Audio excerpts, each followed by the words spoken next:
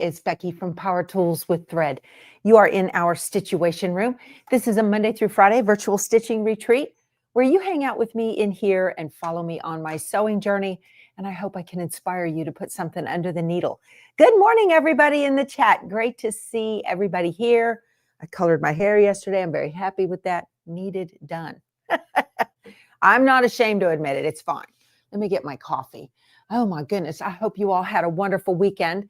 And for your mom, you moms out there, and those of you that celebrate your mom, I hope you had a great Mother's Day. I did. My Mother's Day gift, the big gift, actually came on Saturday when my granddaughter's card for me came in the mail. Y'all, she embroidered a card for me. I love it. I put it on Facebook. It got over 500 likes. She went viral. So with a nice little note inside from her and the dog. And yeah, she writes in cursive and she's 11. So she made this card for me on that Brother NQ3550W that I gave her last year. She is just going to town on that machine. And my son said, yeah, she likes to make these. So I sent a picture of it to Juju as well. And she was like, oh, that's so sweet. So very, very, I tell you what, y'all, I teared up. I teared up. I was like, she gets the house. My husband said, no.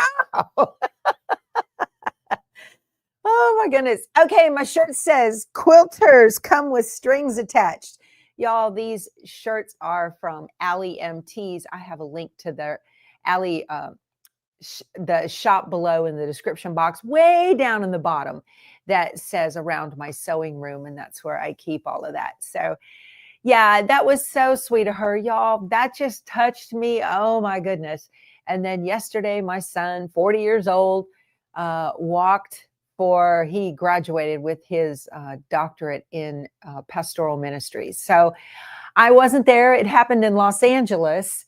And I got to watch it on YouTube. And that was amazing. I just love technology that I got to be there.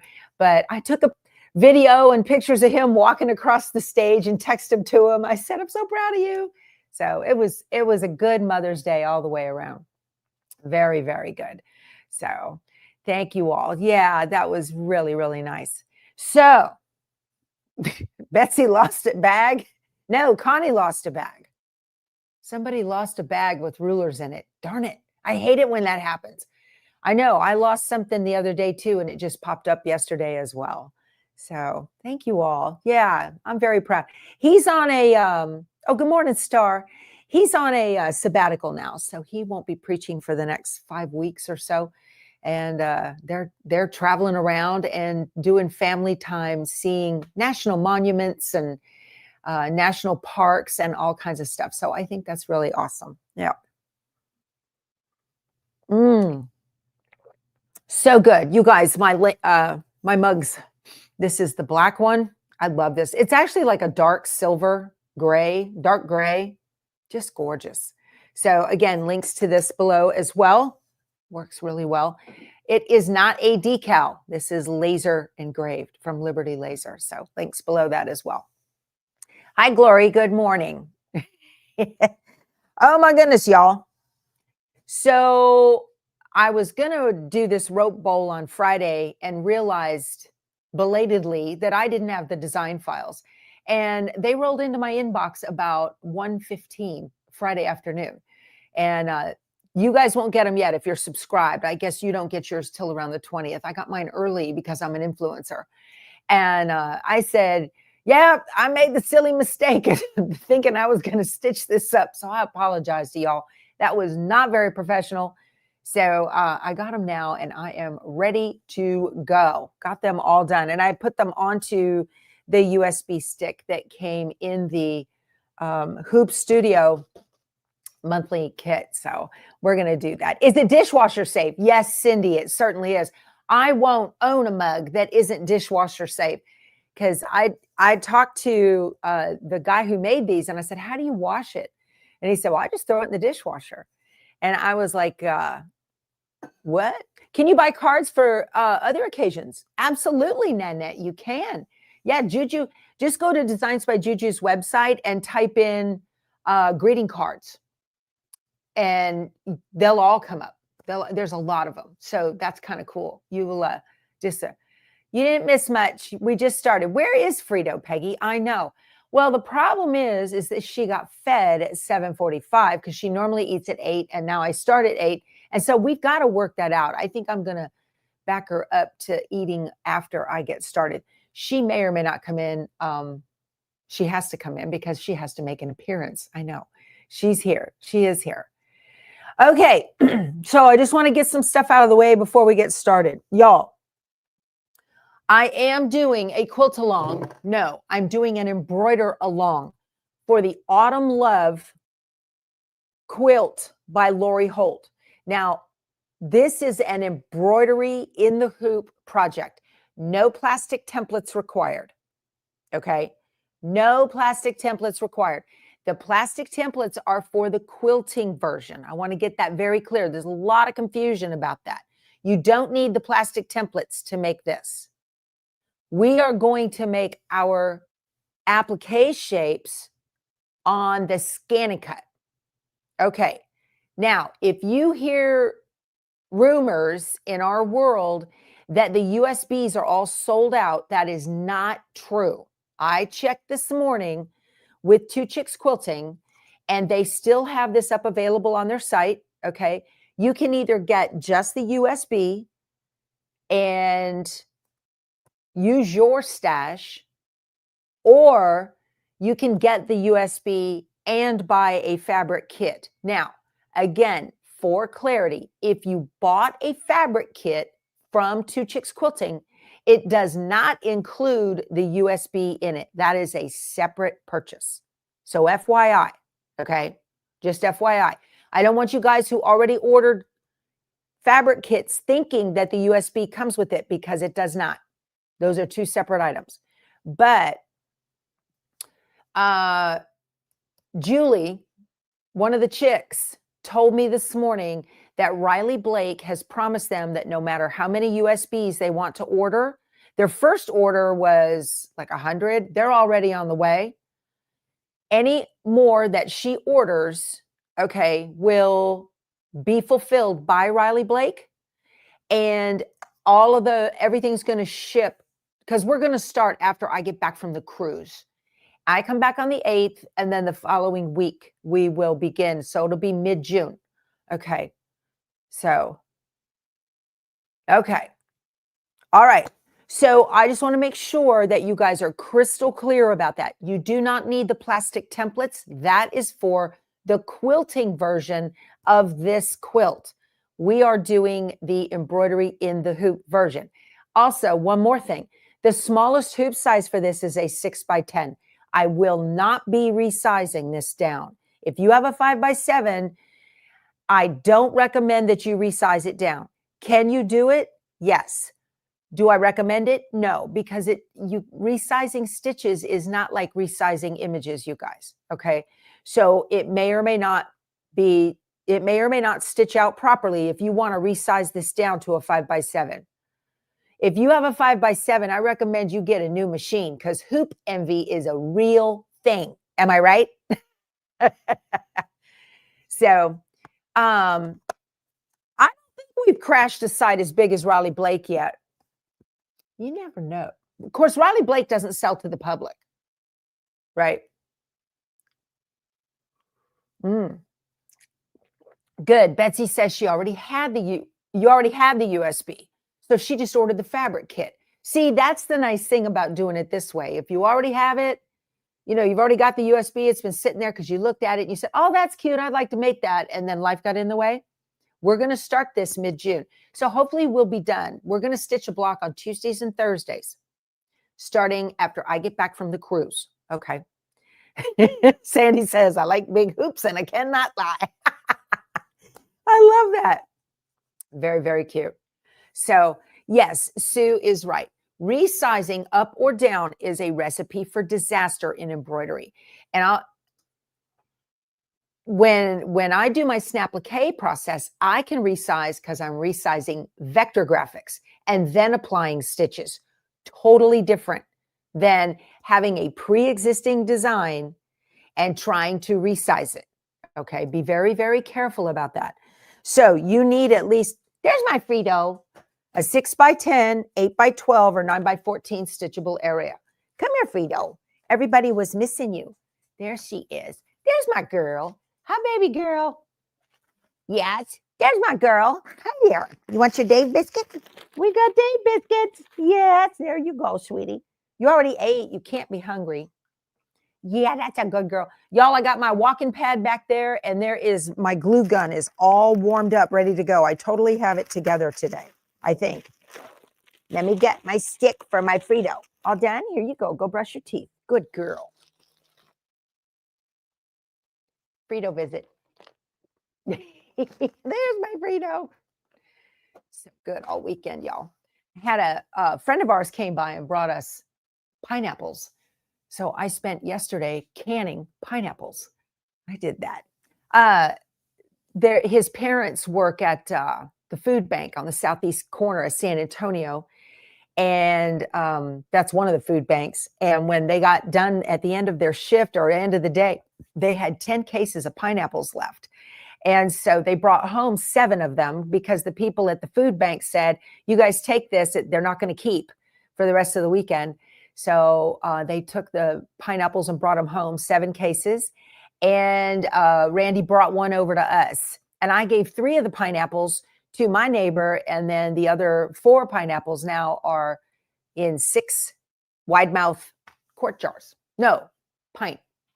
Wide mouth pints. Is that right? Yeah. So, yeah, Sophie's, go dig around. I'm going to use my stash. I did buy some fabric for this Autumn Love, and it was only enough for the outer border. And I bought some additional light tan for the inner borders, the sashing. I bought some additional light tan for that. So I got the floral. Yeah. Everything else I'm going to use out of my stash. That's the beauty of Lori Holt's fabrics. From line to line, they're all the same value. So you can mix and match, and that'll work really good. Okay. Amy Wilson says, I'm glad somebody's got it together because I don't. All right. You set off the fire alarm. Oh, bless your heart.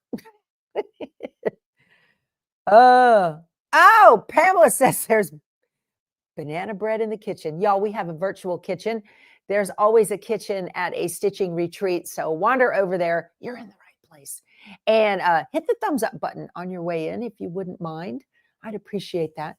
All right. I am ready to get stitching on this thing now. Oh, also, I am going to do a quilt along for the block of the month that comes in the Sew Sampler. So for those of you that are getting the Sew Sampler from Fat Quarter Shop, this is block number 1.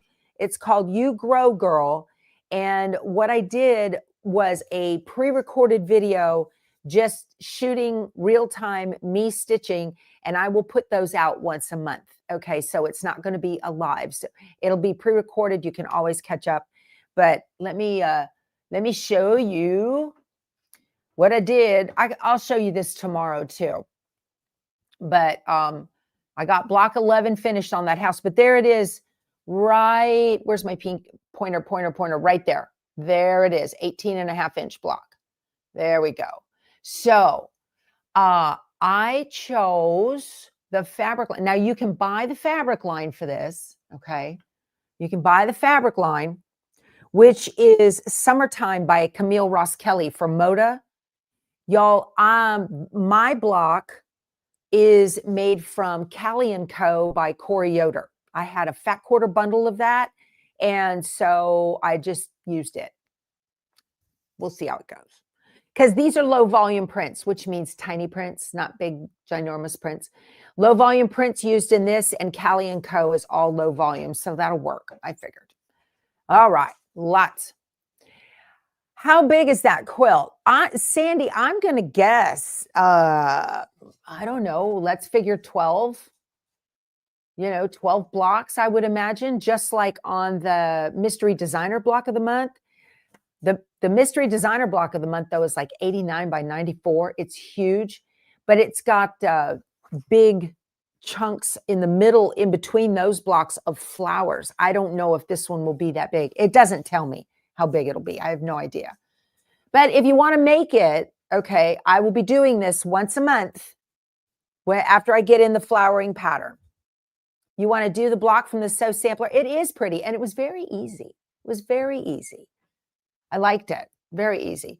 So what I do is I cut up my pieces without you on camera, okay, because I can't give away the pattern, but and then I label them A, B, C, D, blah, blah, all on the big design board. And then I'll say, I'm going to take block A and block D and sew these together, and we're going to put block C across the top type thing. And I just do that with you guys, and we visit. We don't visit. You listen to me rattle on about nothing. Pineapples, whatever, right? That's what I do. People are loving this series. They like to put this show on in their sewing room because it's an hour, and they just get in there and start stitching. And it's just having stitchy chatter in the background, and they love it. All right, quit talking about stitchy chatter and get to the rope bowl, would you? Yes. All right. This was my test block. Again, all embroidery on Autumn Love test block. I need to get my background fabric here too. I did order that. Okay. So Kimberbell has their own rope, and this is Kimberbell rope that comes in the Hoop Studio. This is a subscription, okay? You can buy Kimberbell rope at your quilt store if they're carrying it, or right off of, oh, good. Janet says she's stitching right now. She can't believe how much work she gets done. That's amazing. It's fun when you've got somebody with you, right? Body doubling, they call it. So this rope is just a little bit wider than rope you can get at the hardware store.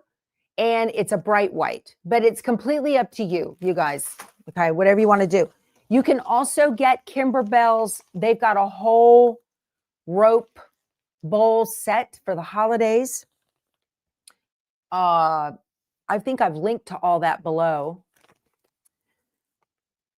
It comes with the stabilizer that's in there, and beads, okay, and a piece of fabric for the top of the bowl. And Friday, we prepped the fabric. I folded that edge in, got that prepped. What happened? There they are. And then we got the little beads, okay, to finish it up. And then I put some woven fusible stabilizer on the back of the background fabric and folded my two. I cut these. I think one is 6 by 6, the other one's 6 by 7, right? This was 6 by 6. This is the background fabric. And these are 6 by 7. And you cut two of them. They give you the fabric and you fold it in half. So we did all this on Friday. Friday was not a total loss. We did the prep on Friday. Oh my goodness. Okay. So, I have an announcement. I've changed my mind on the Avenir. I'm not getting it. My Luminaire is no longer on the trading block. I'm sorry. I'm going to wait. I'm just going to wait, y'all. I've got a lot of stuff going on and expenses and whatnot. So I'm going to hold off on the Avenir. I'm not saying I'll never get one, but I'm not going to get one right now. Okay. So we're just going to leave it as is. All right. I have hooped. You can do this in a 5 by 7, but I hooped tearaway stabilizer. This is Easy Tear by Sulky. I didn't have any Kimberbell tearaway stabilizer. So let me turn this on. And I also picked my thread colors on, Hoop Studio is a subscription. That's a lot of fun. The thing I like about Hoop Studio, it comes from Me Time, which is machine embroidery time. The thing I love about Hoop Studio is that if you don't know what to make, it comes in the mail and it gives you something to do. which is nice. And it expands your skills because I've never made a rope bowl before. So Betsy says she thinks that's a smart. I appreciate it, Betsy. If you think I did the right thing on the Luminaire, I know I did the right thing then. You guys know, right? All right. I'm going to tilt this so that you guys don't have the glare on the screen. My Luminaire is fine. Runs beautifully. Spanky, on the other hand, my 10 needle hasn't been serviced yet. It needs serviced. I text my guy this weekend. I say, hey, get me on the schedule again. He came over here and knocked, but we didn't hear him. All right. Tracy says she loves her hoop studio. Yeah. It's fun to get something in the mail and go, oh, what am I doing? Yeah, it's fun. What is the name of the sampler on the design wall I just showed with the flowered block? And it's from the Fat Quarter Shop. The name of that pattern is flowering. Right here. Right there. There's the name of the pattern. It's the flowering. I can't say that. Flowering quilt along. All right. This is block 1 called You Grow Girl. It's a mystery. I imagine you can get the pattern at the Fat Quarter Shop. I imagine you can. But the pattern is going to come monthly in the Sew Sampler box. Something fell. No, I don't need that. All right.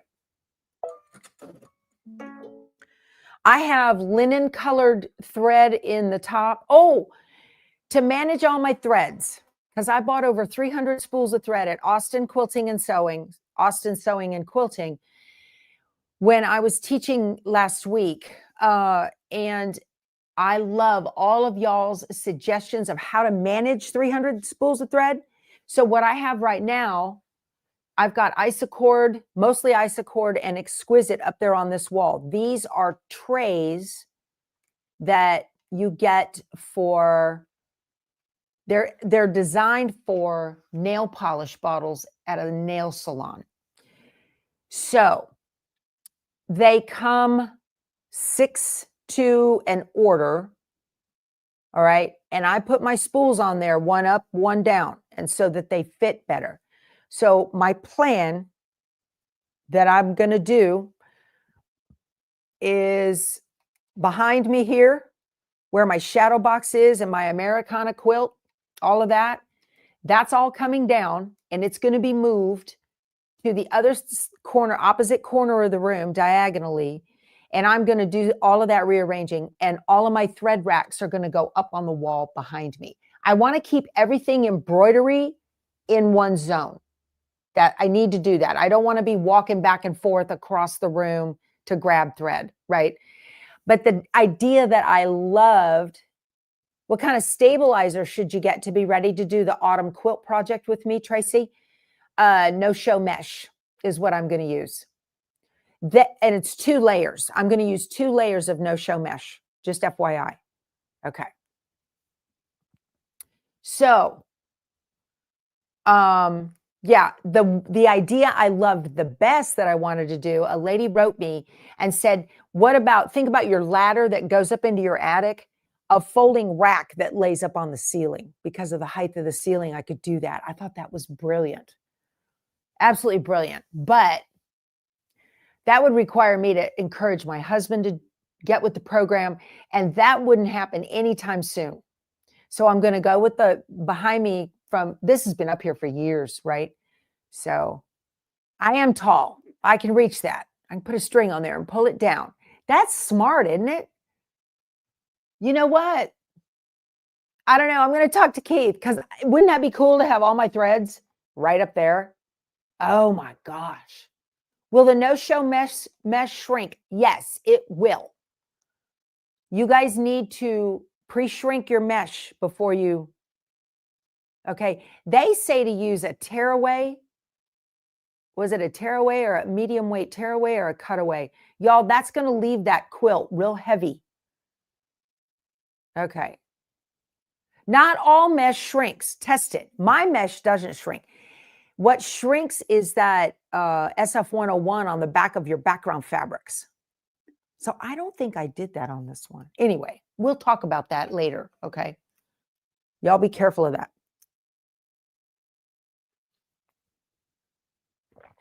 Okay. Betsy pre-shrinks her mesh. Yep. All right, y'all. Let me turn this so we can get rid of the glare. Aha, there it is. We're right in here in my bright window. I need to load my hoop. And I'm almost out of bobbin, but I might be able to make it. I don't know. Thread my needle. I got another camera here that I wanted to zoom so you guys could see what I'm doing. Let me see. I've got to figure out what this thing's looking at right here. Make sure you guys can see. I want you to see up close what this is doing. Maybe because I know I'm going to use this when I get to the sewing. There we go. Okay. That works. And just like, there we go. That's a good view right there. Let me hit the button. All right. How about that?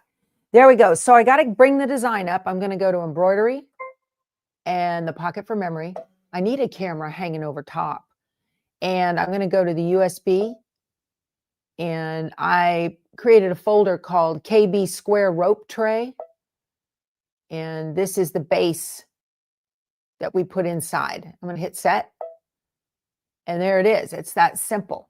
Let me zoom into the screen so you guys can see. Let me see here. Yeah, I don't like. Hold on a second, y'all. I got to get this where you can see and I can see, and I'm not straddling this camera. Okay.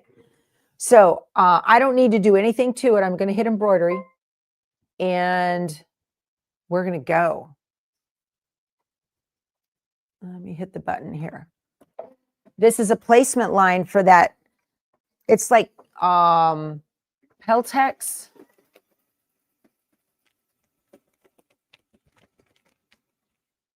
Yeah. I got 2 pieces of it in this kit.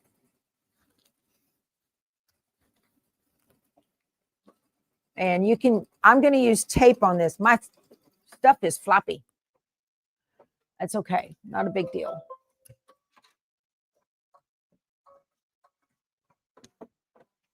And then I'm going to put this down, making sure I covered all the way around that line, top and bottom, side to side. And now it's going to go around it again. There we go. Hi, Monica. Thanks for joining us. Is Harriet out? She got to go? Okay. This is so much fun. Oh, I just stitched right over my tape. That's okay.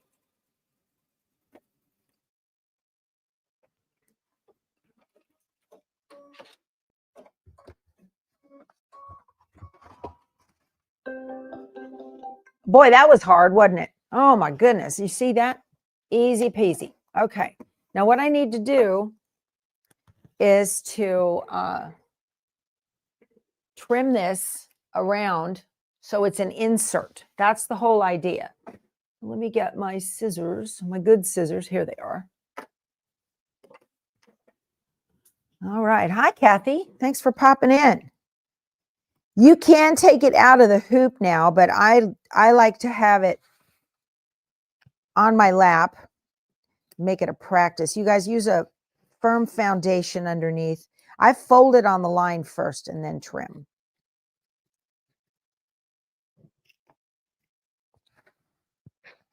I don't have any plans for today. I think that's wonderful. My next big deal is the cruise. Let's see here. I don't know. I've got to catch up on my blocks and whatnot for other quilts that I'm making, quilt-alongs that I'm doing. I've got so many quilt-alongs in the works, it's crazy. That's good, though. It gives me something to do. Fold this up. We've had beautiful weather. I was talking to Juju this weekend, and she said it's 53 and raining, and they've had so much rain up there. She's in the New Hampshire area, way up in the Northeast.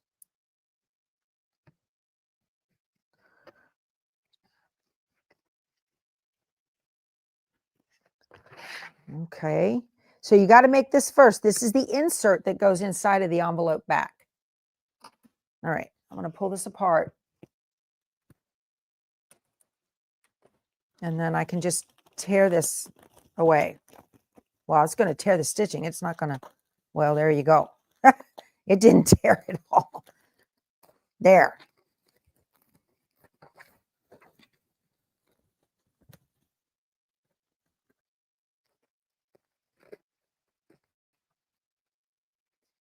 There. Throw that away. Okay. What a hot mess, huh? Okay. I guess I'll clean this up. This is Tear Easy from Sulky. That's what this is. All righty. There. So here's the insert. Very good. Okay, you guys. So now I need to stitch the next part of this that has all of the flowers on it. So I cannot find for the life of me the plastic insert that goes inside of this frame. So I'm going to use another one. Oh, I'll use one out of my 6x10. Not so easy, I know. It didn't want to turn loose, did it? Let me put this in here. I don't know. It's here somewhere in the sewing room.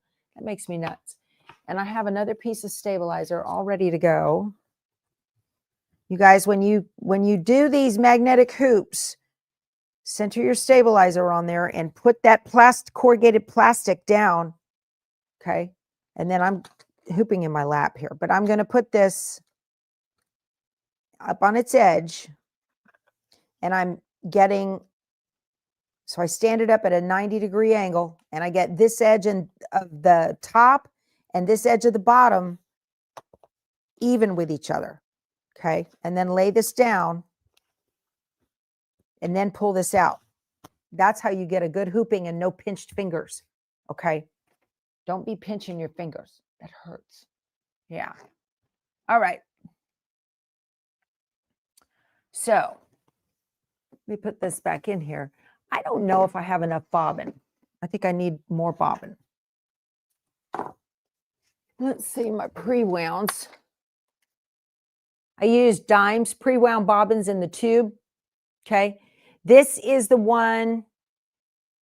This is like a shiny, okay, poly look. I've got another one. Let me see if this is it. So these bobbins, this one, the barcode on the bottom, 13006. Okay, these are the Class A, Style A, Class 15 for the Luminaire, any standard drop-in bobbin. So 13006 has a matte finish. 13003 has a like a poly finish. Okay, it's shiny. Betsy, I love those, y'all. These pre-wound bobbins, I have had this tube, I bet you, for 3 years.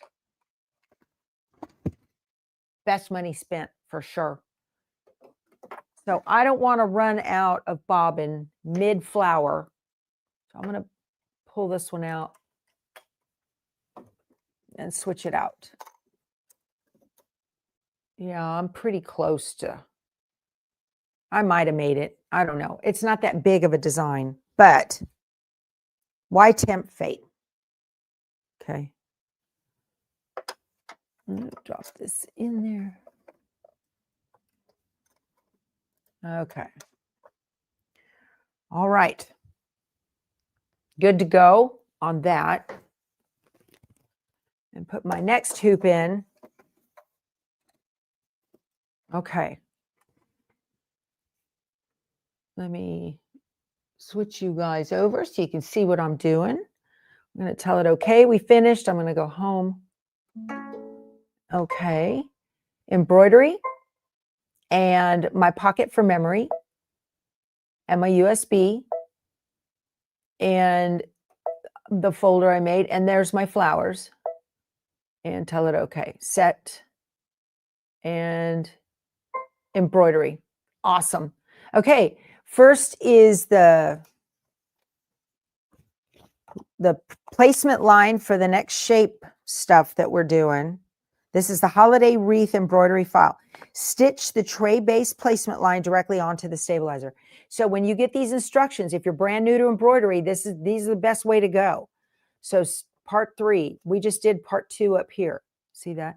Part 1 was prepping the fabric, right? We did that on Friday. And this is nice because here they tell you that little block right there, that tells you what thread color to use. You can't mess this up. I love it. All right, so we're just going to go, and it's going to give me my placement line for my next piece of that Peltex stuff. Or this should be Kimberbell's version of that. Should be.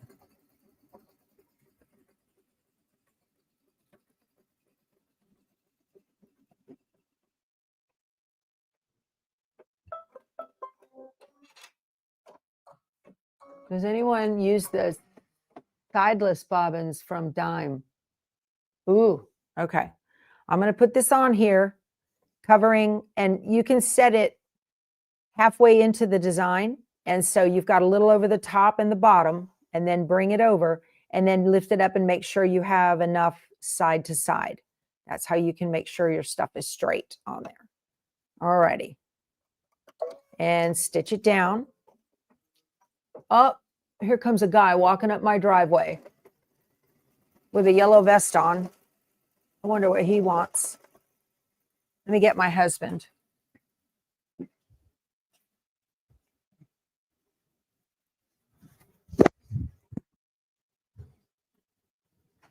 There's a guy walking up the driveway with a yellow vest.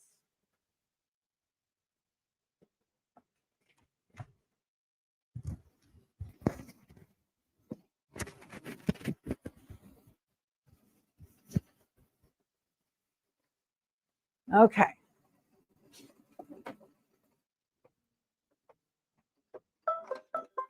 All righty. Yes, get Keith. I underestimate you. You can mess anything up. Oh, Amy. So can I. Messing up's like part of my job description. But I do it for y'all, so you don't have to. All right. So I'm going to do the same thing here that I did before. Yep, my husband went outside. And it tells you right here, we're on step 6, remove the tape. There's my dog Belle. Let me let her out. Hold on. All right, baby. Wait. Okay. Sorry, y'all. Busy. So here it says to go ahead and trim away the outside. Again, we're on number 6. Oh, I got to keep my little base here. Same as before.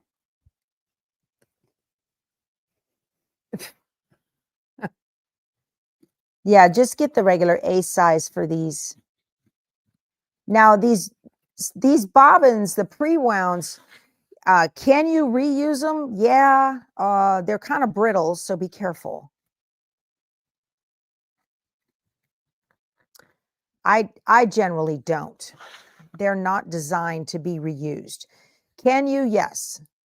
Should you? In a pinch. That's the way I look at it. If I need it in a pinch, I'll grab it, but I try not to.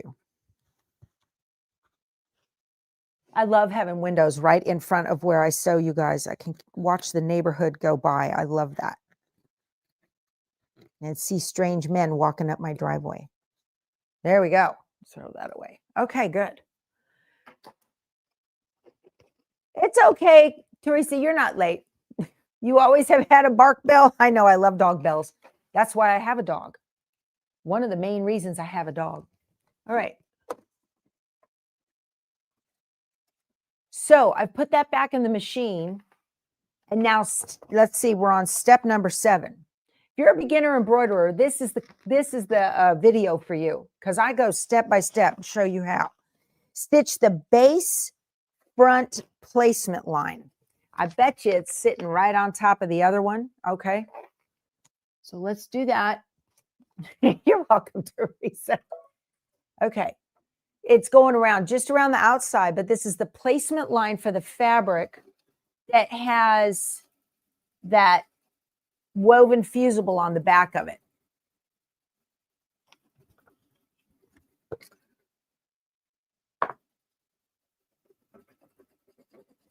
So that's just a little placement line. And usually your placement lines only go around once, and then your tack down lines will go around twice, just to make sure it's stuck on there really good with double stitching. So I'm gonna, what is that? Oh, now there's a big truck coming up my driveway. I hope this is big enough. Oh my goodness, barely big enough. I bet you that's for my pool, y'all. I don't know what's in that big truck. I can hear it going by. Okay. That 6 by 6 just barely covers the edges of this, you guys. I would do it a little bit bigger. Okay. And we're going to tack that down.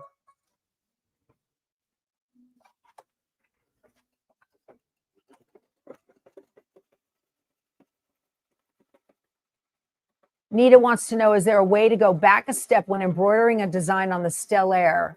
Yes. Use your needle plus minus button, and that will allow you to go forwards and backwards. Once you get into the needle plus minus button, and that's this button right here. It looks like a needle with a plus and a minus by it. Okay. You can go backwards and forward. That's one of the things I love about Brother Machines, Baby Lock 2, is that button right there. Okay, next. So now that that's down, stitch the flower 3 fills. Do not trim the fabric and remove the tape. I'm going to leave the tape on because it's outside of the line. And now I need to stitch down the fills for the center of flowers. So I'm just going to hit the button again. And then once you get into that needle plus minus menu, you can go backwards and forwards, 1, 10, 100, or 1,000 stitches, depending on the machine. And then there is I'm taking one for the team. Then there is then there are also plus and minus with little spools, and you can go back and forward on steps with that.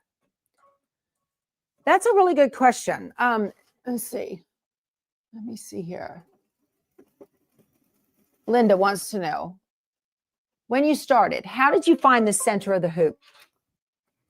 When you are doing designs like this, the digitizer has found the center of the hoop for you. So if you noticed on this one, I didn't have to figure out where center was, because the design is centered in the hoop already by the digitizer. So you don't have to do that. That's really handy.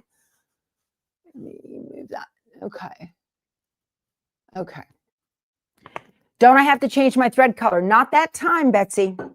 All right, now I have to change my thread color. We're on step 11, and step 11 has the little green. So I'm going to put in my green.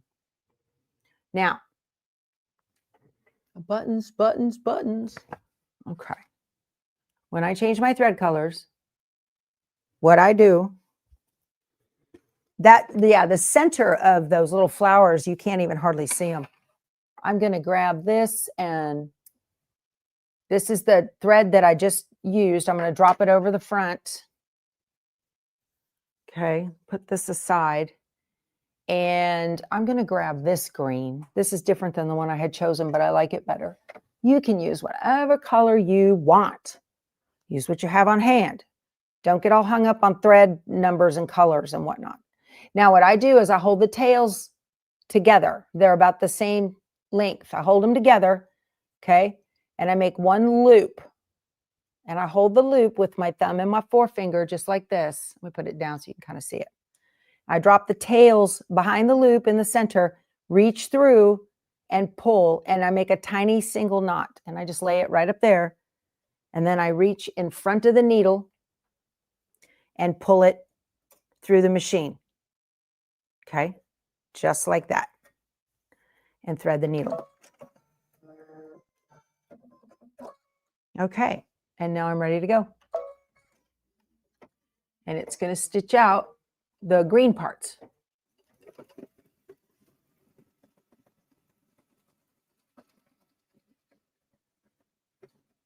Hi, Marlene. Yes. Okay.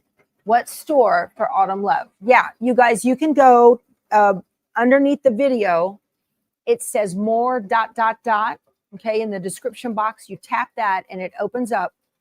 And there are links to Two Chicks Quilting below that has the USB and the USB, and you can get the fabric kit. They are not one and the same. It's two separate purchases. So the Autumn Love uses Robeson Antin thread. You have over 100 spools from previous machines, so you pulled your thread colors for Autumn Love. Awesome, Pam. So a digitizer will use a certain brand of thread, okay? You don't have to use that certain brand of thread. You can use whatever brand of thread your machine likes. My machine likes Robeson Antin as well, okay? But you don't have to get, well, now I got to go buy all Robeson Antin threads. You don't have to do that, all right? So what I did, I just bought the entire set of Glide because I love the Glide colors. Love their colors, all right? Hoop Studio, Kimberbell uses all Glide thread now. Many designs use, like I think Juju digitizes in Floriani, maybe? I can't remember. So there are thread conversions things out there if you want to get particular, which thread of mine is equal to the thread of this. Somebody sent me a link. If you guys know what that is, let me know. Are there color conversions for embroidery thread? Yes, Diana, absolutely there are. Yeah. Don't get hung up on the color from the lady that bought 300 spools. I'll be honest with you, I don't match the numbers. I don't.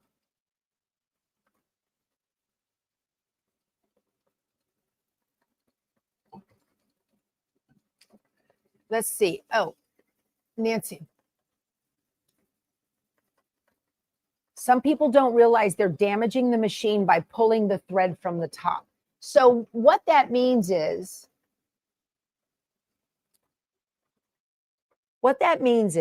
that if you were to cut it at the top and pull the thread backwards through the machine, what can happen is you can get dust bunnies up in there from thread shred. And it's microfilaments that happens with that thread. So as long as it's all coming through the same direction, everything flows. But when it goes backwards, it can kind of shred. Don't do that. You always want to pull the thread through the machine the correct way. Okay. Well, you're welcome, Diana. She says she has some Isocord and Glide. So do I. This is Isocord, Glide, and Exquisite from Dime. There's up there. I only had about a dozen Glide spools, so I wanted more. And what I do, you guys, honestly, this is what I do. I take my thread, I take my fabric that I'm going to be stitching, and I go, okay, what matches? And I just hold it up there. And I just hold it up. Uh-oh, that didn't sound right. I think it's fine. And I'm going to use this navy on here. And it'll be beautiful. So I don't get all wound up, okay? Two Chicks says sold out of the wall quilt kit. Okay, she's going to put more on there, Francine. She told me she would this morning. Yeah,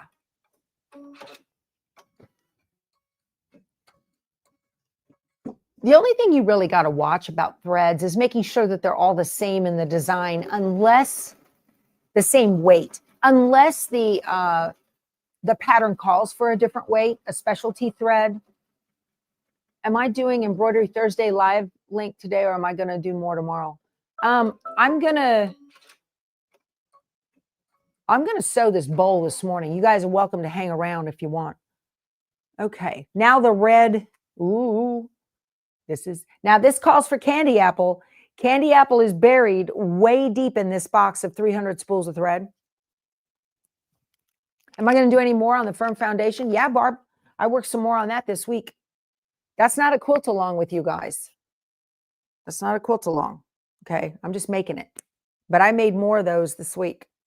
So all I have is apple, not candy apple. That's all I found because I don't have my threads sorted out yet. Let's see here.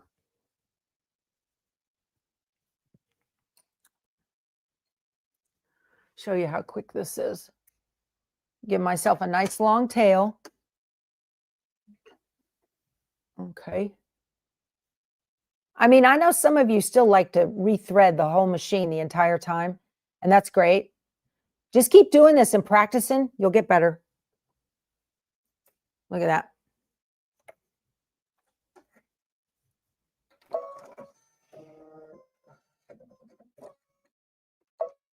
Yeah, I'm doing this whole rope bowl this morning. You got a good haul at Hancock of Paducah? Good.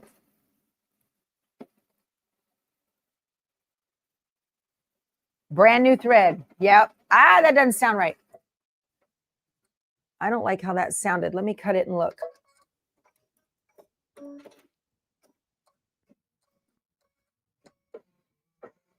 This is a 7511 needle, which was recommended. Yeah, I guess that's fine. That looks really good. See that white, tiny white line in the middle? That's good tension. Like that.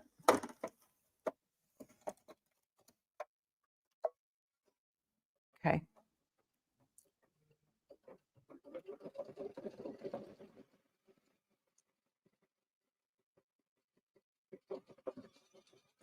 Texas, my Texas. I have the Madeira poly neon thread chest right there. I've used it before. The difference with that particular thread, I'll show you. It is a good thread. It's very good. And y'all, that thread's 10 years old. I bet you. And it works great.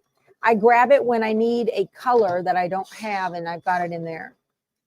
So the difference with Madeira threads is that they are straight wound. I don't like that sound. They are straight wound as opposed to cross wound. Okay.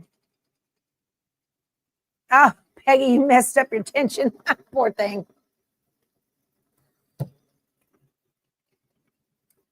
Ugh.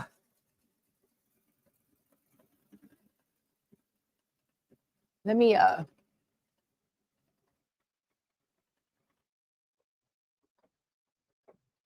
let's see. Let me tell her. Folks are looking for the smaller kits, and they are sold out. I'm keeping those girls down at 2 chicks hopping. Yeah, the thread works fine. And you guys just need, no, it's not time for a new needle, Amy. It has a brand new needle in it. It's dense stitching right there when it's tacking around that first little flower center.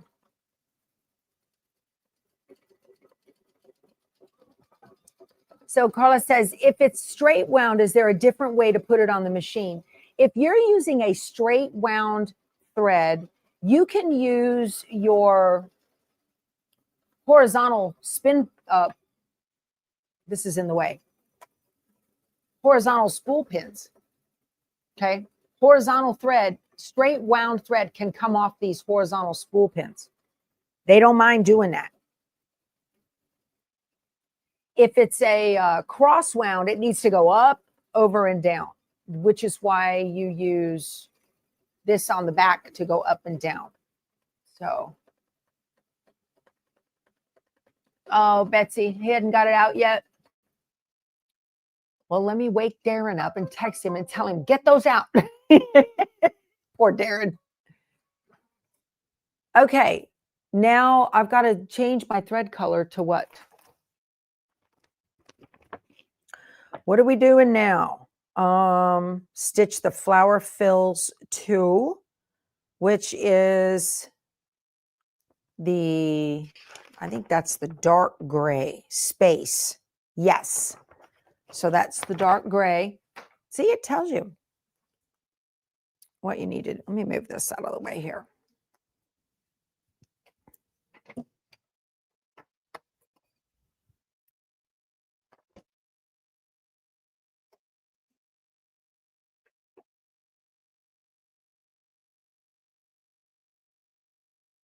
I watched a video from Gloria Horn's sewing studio on how to make rope bowls yesterday, so I feel like I'm qualified now. I've checked out on it, I think. We'll see.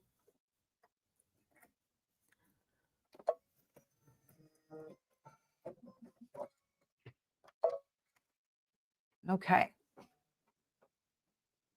You have lots of glide cones, girl. Kathy, those things, they were $12.99. Does anyone know if there is a shop that has glide thread on sale? It wasn't too expensive at Austin Quilting and Sewing. I think it was Austin Sewing and Quilting. It was less than $5 a spool. That's a deal. Yeah.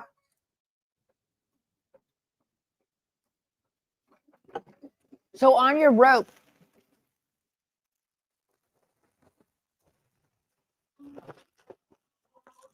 get this going.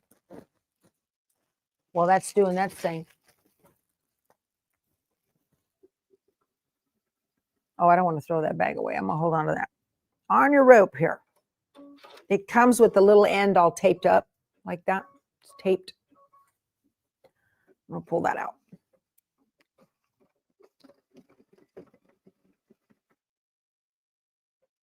All right, Loretta, have a great day. Okay. Now this thing, if you've got the 100 feet of this thing, that can get a little crazy. I'm going to put mine into my scrap basket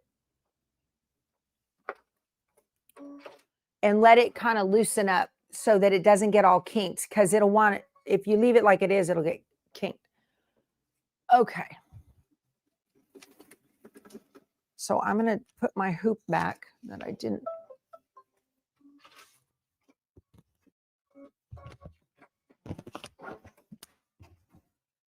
Did you take care of it, Frito? Did you supervise that whole thing, girlfriend? Let me get my navy blue. Yeah. Okay.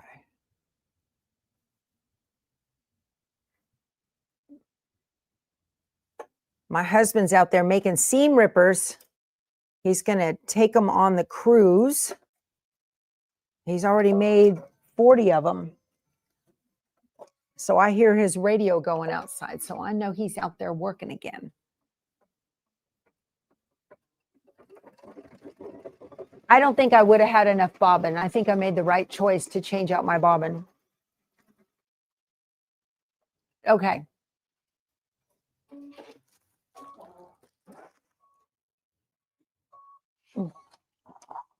So I've got my little scrap basket here, and I'm going to take my rope and put it in here and let it do its thing. Okay. This is 20 feet, I believe, is what you get in these kits. You're going to you need to get it untwisted before you get going. Otherwise, you're going to be stopping halfway through the project and fighting with your rope, and you don't want to do that.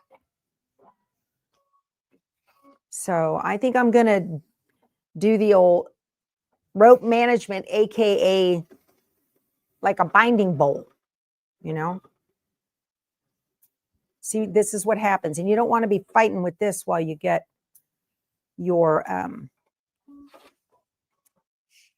while you're sewing. There. Get that all uncoiled. It has a little knot on the end.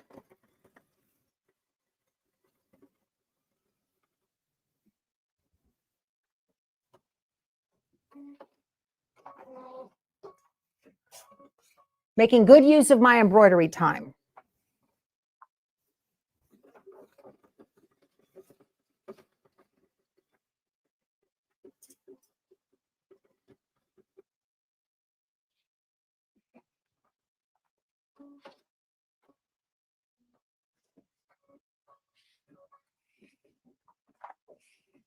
Why can't they do this for us at the manufacturer? I don't know. It is like Christmas lights. You wrap it around cardboard. That's a good idea. Yeah, you guys are going to have to fiddle around with your rope before you get started. Okay. Now, oh, did I do that wrong?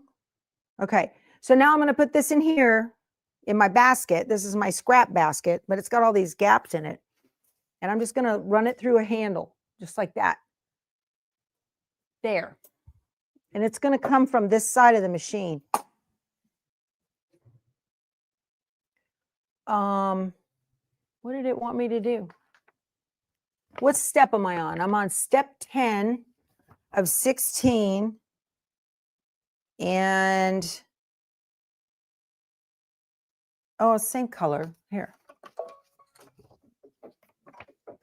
All right. Those colors were so dark, they don't hardly make a difference. You just bought an embroidery machine, Dory. Good for you. You just don't know where to start. Mug rug towel. I recommend a mug rug. Absolutely.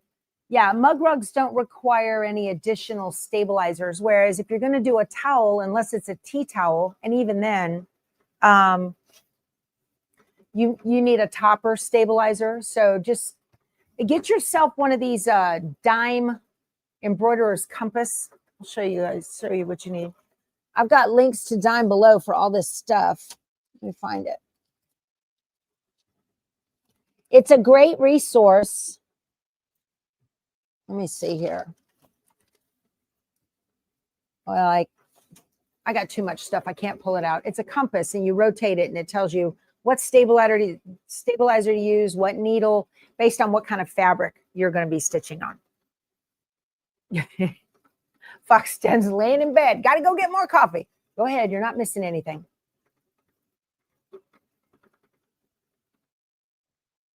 This dime hoop is an 8x8. I could have made it in a 6x10.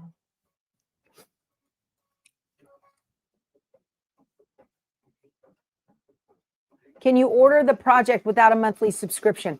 There are rope bowls that you can get on Kimberbell. Yes. You try to rope bowl with a wooden insert. Don't recommend. Ooh, Penny, I bet that was hard. Yeah, so this is using this like Peltex insert. Okay. I wouldn't use like a Bozel. That's too flimsy. This is real stable.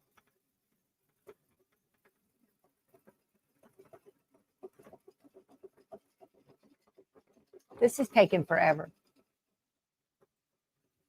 Bye, Debbie. Have a good day. Dory, are you related to Nan? We have a Nan board in here. You've embroidered right on the bowl? Yeah, that can be done. Now, I'm not using variegated thread. I'm going to use white, which reminds me, I'm going to you need a strong thread to stitch that rope bowl. So I'm going to use Connecting Threads Essential Pro. This is a matte poly. Connecting Threads Essential Pro. It's a matte poly. So this is what I'm going to sew the rope bowl together with.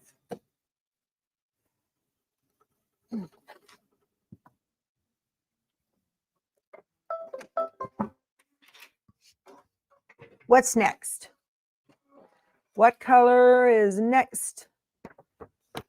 Number 11. Stitch the flowers 1 outer centers fill.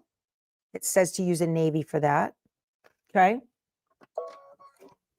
I bet you I need a 9014 needle would not be amiss here.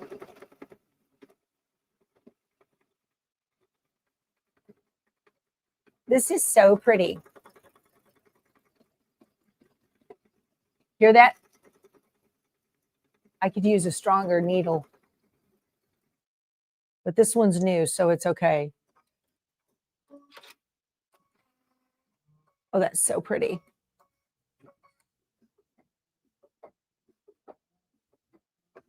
Uh-oh.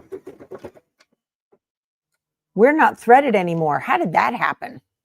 I am going to switch out my needle. Okay. I have a 9014 in this package that is fairly new. I'm just not comfortable with this. I don't know how my needle became unthreaded. That's crazy.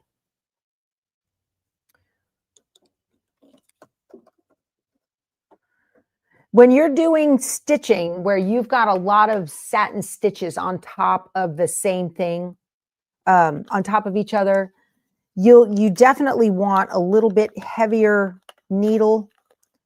I got one here that's out of the package. There it is. Okay. You know, this 9014 can handle this just a little bit better than the 7511.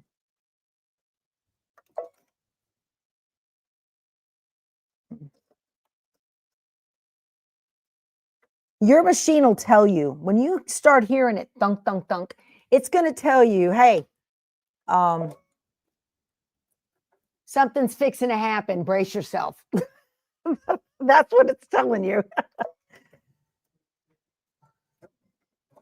Okay, let's look at that needle plus minus, shall we? Let me go back to this other camera.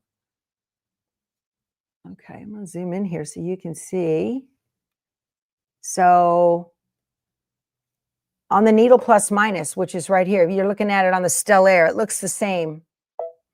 So here you have, I've got arrows where I can go forward and backward full color stops. And then here I can go forward and backwards 1, 10, 100, or 1,000 stitches, or I can go to 0.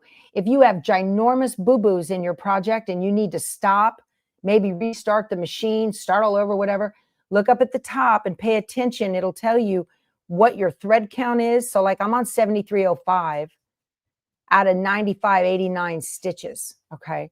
So you can look back and see where you are, and then you can use your buttons here, 1, 10, 100, whatever, forward and backward, and your thread stops to get to that number to where you need to be. That's very, very handy feature. I'm going to thread stop. I'm going to go back 10. Now I'm looking at the crosshair here on the screen. Okay, so it just jumped over. It finished that one. I'm going to go forward now. There's the locks right there. There's the first stitch for the center of that second flower. Tell it okay. Yep, now I'm going to go. See? That's how you navigate around in the needle plus minus. Very, very handy.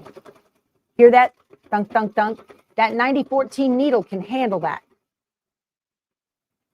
What that sound is it's dense satin stitching. Yeah, take a picture with your phone. Use a jeans or leather 90 or 100 for the rope. Thank you, Paul Thomas. Yeah, I'm going to leave this in. And that's stitched out just fine. And now I need to do a thread color change. I believe it's to the white. Yes, flower center details. It says change your thread to the white. Okay, I could do that. these things, they kind of grow with each other. They populate. It's crazy. I need to wind them up and put them back.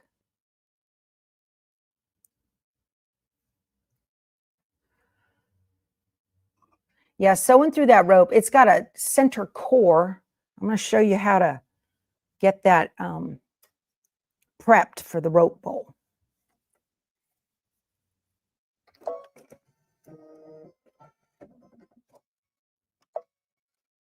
Now it's really going to be thunk, thunk, thunk, big time. It's stitching right on top of those.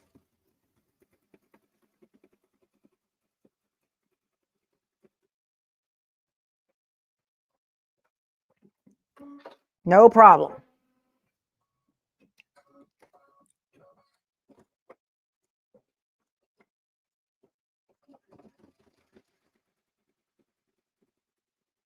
Thank you, Bernadette. Yeah, thumbs up, you guys. Throw me a like. I'd appreciate it. That looks great. All right, and the next stitch is the white as well, I believe. I'm on 13. Yep. Center fills.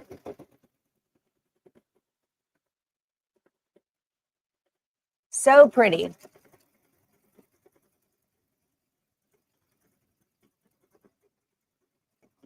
It's just beautiful.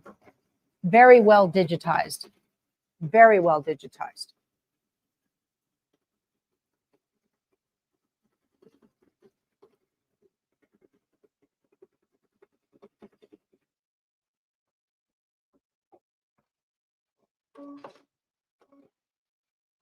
I had a Janome MB7 7 needle. I could not, that did not have a needle plus minus or to be able to jump around. I had to go back to the beginning. That drove me crazy. The smaller Janomes have that feature, but that 7 needle, it didn't, and so I got rid of it.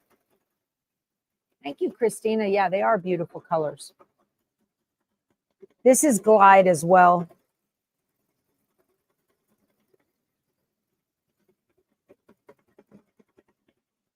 Okay, now the next one is the red. Let's see. Yep. This tells you on here if you're new. So there's a sewing machine and a 14 and a red.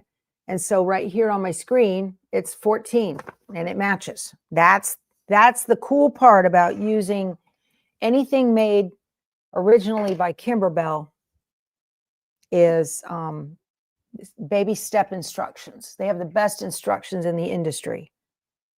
So they are a wonderful place to start for beginners.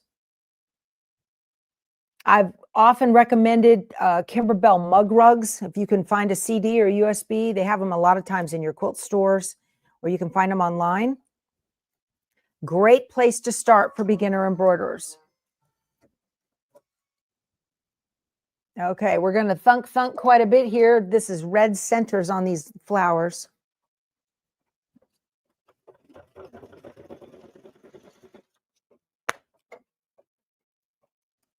Put all this thread back.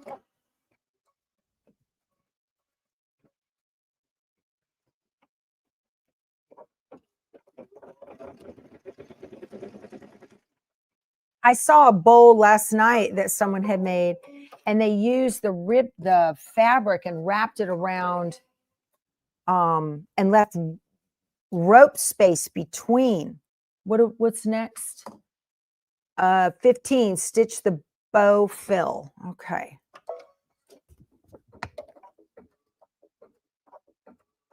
All right.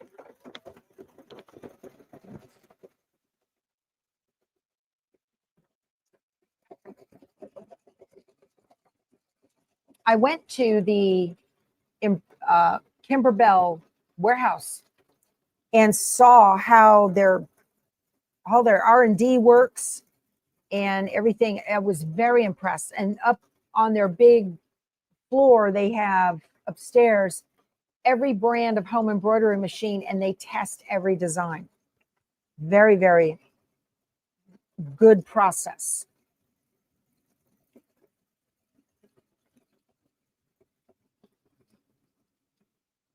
I like OESD too. Yeah, always have. Do I have any idea how many students will be in the Sew and Sale 18 classes? Yeah, a lot. Like 40? 18, I don't know. It's going to be a lot. You missed the beginning. How did I get the design on my USB? Sailing, they sent me the design last Friday afternoon. It's not available yet for the rest of the world. So I'm just showing you how it's done. Okay, now we've got to do the envelope back on this. So let me show you how this is done. You're going to take your fabric, your 2 pieces of fabric, right, that you folded wrong sides together. And you're going to put the top part, y'all, they did not, I don't think I cut my fabric properly because this is small. This is small. Yeah, these are too small. I don't have enough of, I cut my fabric too small, y'all. So I'm going to cut some more. I swear the instructions said to cut them 6 by 7. And I thought I did that. Yeah. You out of your fat eighth, you're going to cut 1 6 by 6. And for the base back, 2 6 by 7. Well, it's going to be smaller. I think it'll work. It's going to stitch inside. And you got to put this one over the top first. And that is not wide enough. That's not going to work. Nope, nope, nope. Did I? Maybe I cut it smaller than 6 by 7. Let me check. Maybe it's operator error, which would not be unheard of in my world. It is 7 inches by, I did cut it too short.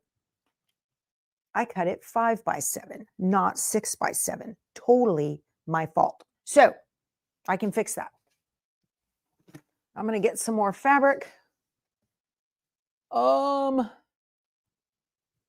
I need a scrap. Here we go. Totally my fault. That's why it felt like it was too small. Okay. So I've got some more fabric here, and I'm going to cut 2 pieces, 6 by 7. Where's my ruler? And my rotary cutter.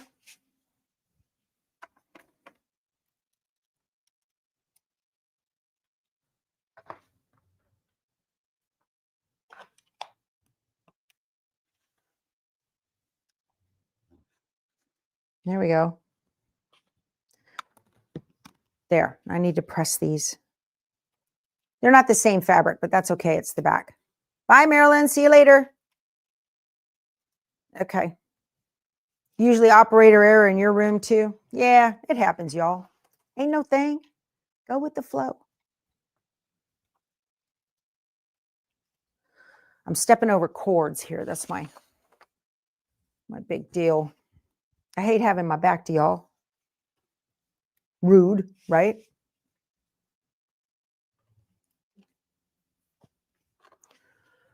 Oh.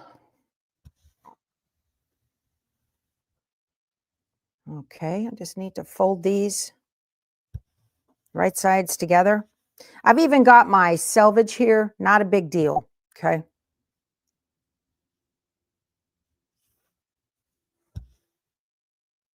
Yep, I screwed that up. Ugh. Make mistakes like it's my job.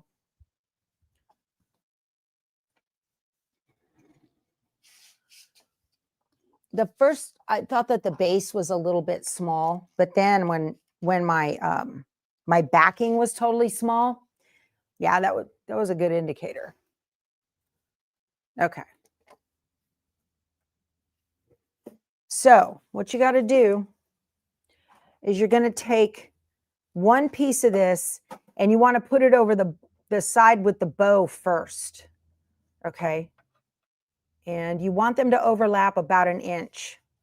So the top goes down first, cover the bow first, and the fold goes to the inside. So the raw edges are covering the outside. Okay. Now, you don't want that needle to get caught on that fold where the folds overlap. So I'm going to take a piece of tape and I'm going to tape it down completely side to side. You can do 2 small pieces if you want. And I'm going to tape the outsides of it so it doesn't go anywhere either. Okay. There. That should work. And now I need to change my thread color. So you cover the part with the bow first. And it said to change my thread color to linen. So let me do that. And this isn't linen, you guys. This is Isacord, whatever number that is. So you don't have, like I said, don't get hung up on those numbers. Use what you have on hand that will work with the fabric that you've got. And this is a perfect match of thread for this fabric, so it's fine. There. And this is the bottom of the project anyway. It's no big deal. Okay. There we go.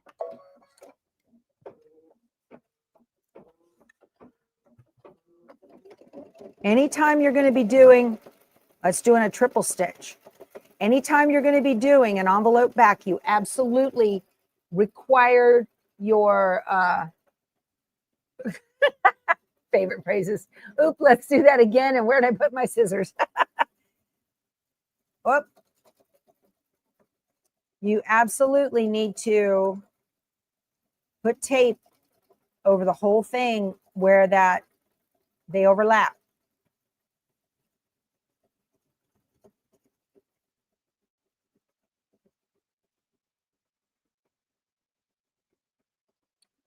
Where's my thing? It's getting loopy. Okay.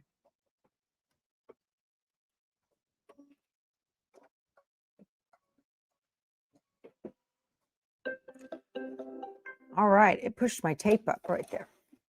Cool. So this got done here. Let me pop it out of the hoop so we can trim it.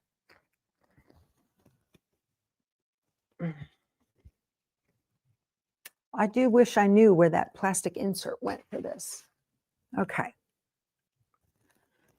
So, tear this away from here. I got tape on it. To tear away, you can just from the back, put your thumb and push right next to the stitches. This is Sulky's Easy Tear.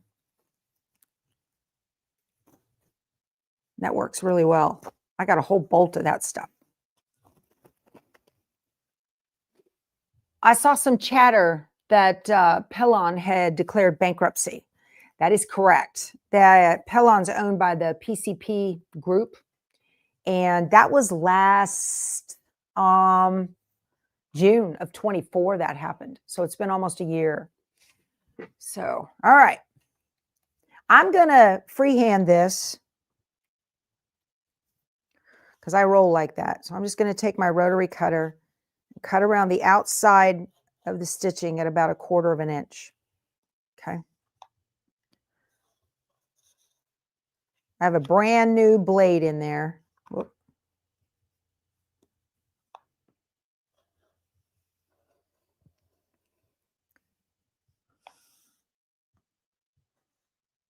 There.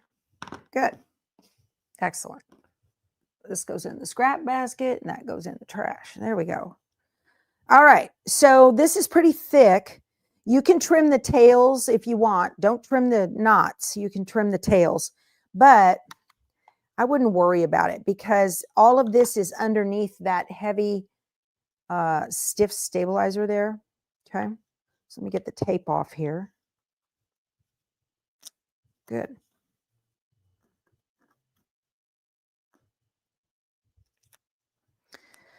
Now, I don't know what that means for the industry, you guys, as far as Pellon. So you only flip half of it, the top half, okay? So I'm going to flip it over to where you've got half of it, just like this, okay? Oh, that turned out so pretty. Isn't that nice? And now you're going to take that first piece that we made and you're going to slip this inside, right like that. Push that in. There we go. So now it's got the little base in it. That looks good. And now I'm going to flip the rest of it.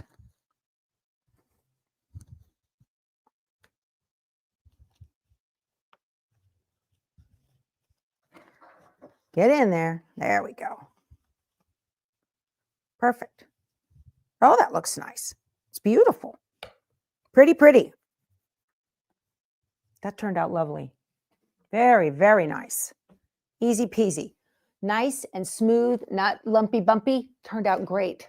Love it. Well done. Okay.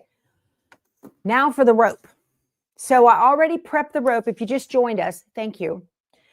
I've got to switch out my thread from, other than Pellon or Bosel, what other brands do I recommend? Sulky. They've got great stuff. Okay. So now I need to convert my machine from embroidery to sewing. Okay. So I'm going to do that. I'm going to tell it okay here. And we'll go over here and get a little wider. I'm to my widest? Okay, right there. Right there. All righty. So first things first here. I'm going to go to the home and tell it okay. And I'm going to tell it sewing. And what's going to happen on this machine, okay, if you are converting your embroidery machine to a sewing machine and they are not designed to be one and the same at the same time like the Luminaire is, then you need to turn your machine off and remove the embroidery arm and then turn it back on. And that will tell your machine that it's done for sewing. Okay. So this one works as a sewing machine with the embroidery arm on. So I'm just going to tap sewing and the arm is going to move way over to the other side. The carriage of the embroidery unit will move. Get your hands out of the way. Okay.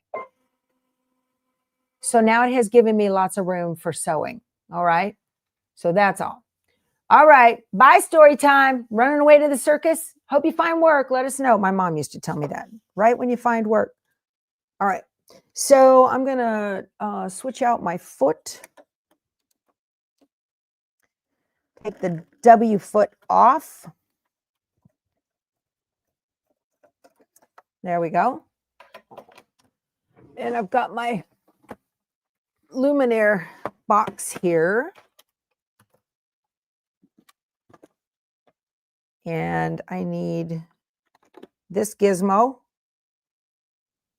And I need my N foot. You can use the N or the J. I'm going to use the N foot because it's nice and wide for my zigzag. Okay. And let's see. My W foot goes in here somewhere. I'm just going to set it right here for now. Okay. So it doesn't grow legs and walk off. And let me put this on. And screw that down tightly.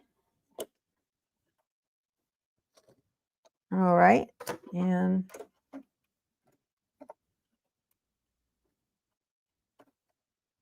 snap that on. There we go. Foot down, foot up. Yay. All right. I'm going to switch out my thread just like before. Okay. And I'm going to use a super strong poly. I've got a 90-14 needle in here. Okay. This is a matte poly essential pro from Connecting Threads. It's my favorite piecing thread when I quilt piece. Very good. Sweet. All right. Now the rope. We need to prep the rope. So what I've already done to the rope is I have unwound it, got it all straightened out, and then rewound it, if you just joined us, into a ball. It's in my scrap basket, so it's not it's all unkinked. And I have a little, I'm just running it through the handle, just like a binding bowl or a yarn bowl or something like that. I'm just running that there. Now, what you got to do is you need a, I'm just going to cut this. Any open toe zigzag is good. Thank you, Margaret. Do I need a different bobbin? That's a good question. Do y'all want me to change the bobbin? I don't know that I need to change the bobbin. I've got a matte bobbin. Maybe I'll switch it out. That's a good point, Deborah. This one's shiny. I don't have a regular bobbin. I'm going to use that embroidery bobbin. And now I got the matte ones. Y'all, bobbin case. What are you talking about? No, I'm going to leave in the same bobbin case. If you want to, y'all, you can always sew with an embroidery bobbin case. I don't recommend embroidering with a sewing case. Totally different. You need that additional tension. I'm going to put in a matte bobbin. So what they're talking about on Brother and Baby Lock machines,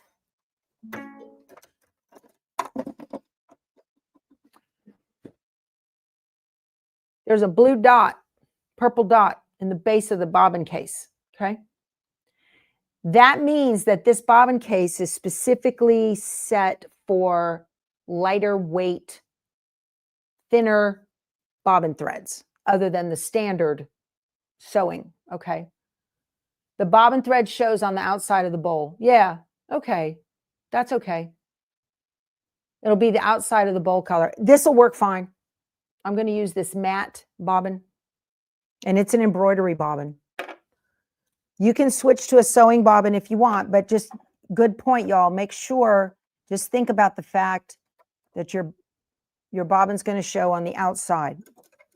This right here is worth the price of admission for these machines. I love this feature where you can just press a button and remove the plate.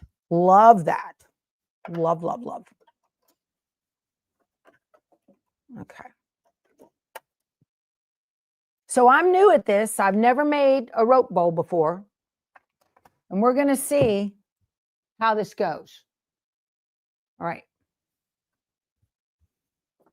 Now, prep the rope. So what you got to do, you need to have a glue gun in waiting, okay? I'm going to cut this off with my rotary cutter, the little piece of tape right here. Okay, so I just trimmed this with the rotary cutter. There's a little bit of gray. See the gray in the middle? That's the core of the rope. So I'm going to cut this. Now you need to reach inside and grab the core, and you want to, the outside is the covering of the rope. You want to grab the core, grab a hold of it, and get the white outer core or the white covering. You want to just pull out the core. It's very easy to do. Very easy. So I've got that pulled back. Now I'm going to cut the core. Hold on. I'm going to cut it. So I pulled the covering back. I'm going to cut about 1 inch like that. All right. Throw that away. Now I can hold it back here and I can slide that covering back over. Does that work? Okay. So now what it is this is nice and flat. So I can press this nice and flat like that. Okay. And I can feel the rope core starts about right here. So I've got this little end. Now, what I want to do, let me double check my instructions and make sure it tells me. So what it does, now we're going to sew this together. Oh, it said you could cut this with pinking shears. I didn't do that. Whatever. Okay, so it tells you to pull back the rope core and expose it. And then it says to use some fray check. My fray check is going to be hot glue. And using a water-soluble pen and pieces of tape, label top, bottom, left, and right. They didn't do that on the other thing. The marked right point is the row start point. So that is this piece right here on this side. So you've got the bow on the top. It wants you to start right there. All right. Which means I'm going to take my smush flat. Hold on a second.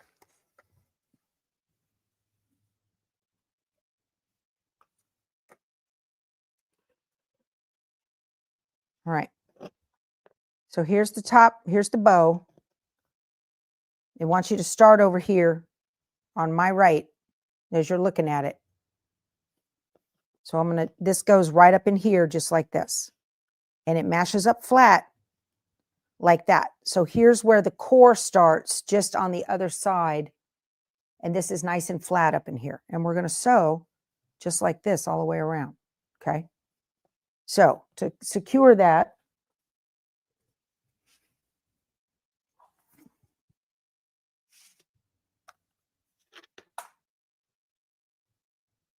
my glue gun.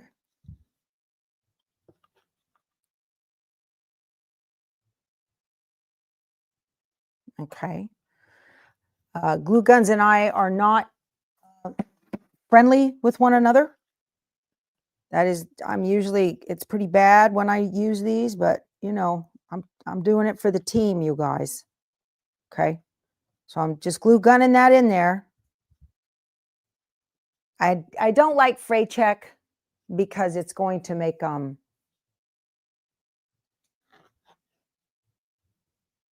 it's going to come through my fabric. I don't like that. Okay, so now I'm just going to start doing a really wide zigzag, and I'm going to stitch just right next to the fabric all the way around, right next to it. Okay. All right.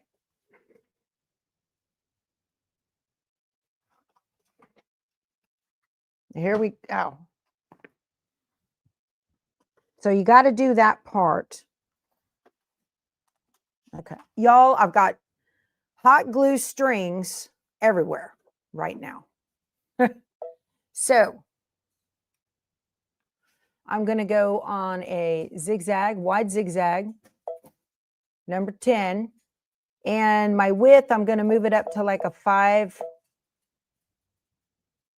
I got a 5.5. You want to make sure you get half the stitch on the base and half of the stitch on the rope. Let me put my foot down, and I want to show you guys, get you in here and show you what I'm going to look at the whole time. If I can get, let me get so you can see what I see. Sorry. So you can see what I see. I want to make sure the seam between the base and the rope stays in the middle of the end foot. This little seam right here. I want that right in there. So half of it goes on the rope and half goes on the base. The needle I'm using, Judy, is a 90-14. Raise my foot pressure. All right, Sally, that's good advice. I might do that. And so I'm going to go all the way around on the flat, and I'm not going to get, see, I've got my little fabric was kind of fuzzy right there. It wasn't large enough. That was my fault. So increase my foot pressure, you say. I might do that. We'll see. And then we're going to go all the way around flat first one time, and then I'm going to raise it and come up. And that's how we're going to get the bowl shape. Okay. All right. So here we go. I got to put this so it's not in my way. But I just want to show you guys that seam. That's what I'm looking at. And, oh, I don't have my presser foot on. I need to do that. I'm not a sew with the button kind of girl. That's not my thing. Do you guys like sewing with the presser foot or the button? I need a presser foot.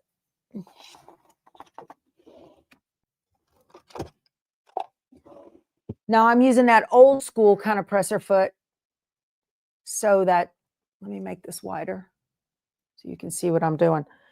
So that I don't want to accidentally push backwards and cut my thread. Okay, I don't want to do that. So I'm going to plug this in. Sorry, I got to get in front of you. I apologize. All right. I'm too old school. I was trained with a presser foot. I have to sew with a presser foot. And this cord for my glue gun has to go because it is all in my way. There we go. Okay. So let's start. I want to knot this first. Okay, so what that was on these machines, it has a knot button. So I just did a straight stitch to knot it. And I'm going to go really slow around here.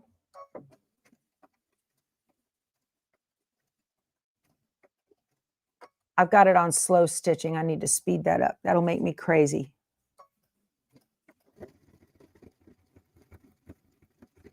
This is pretty easy so far. I'm turning with my left fingers. I want to get that rope kind of up over those little fuzzies on the edge. And I can't remember, I need to look and see how many revolutions to go around with the rope.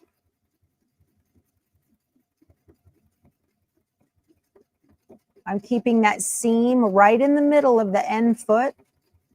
So far, so good. This is easy. If your hands are dirty or oily, you would want to wash them first because you're dealing with white. So I've gone around almost one full revolution already.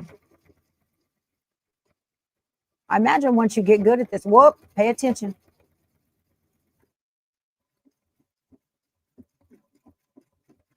All right, let me get that around there on that corner so it's nice and smooth and pretty.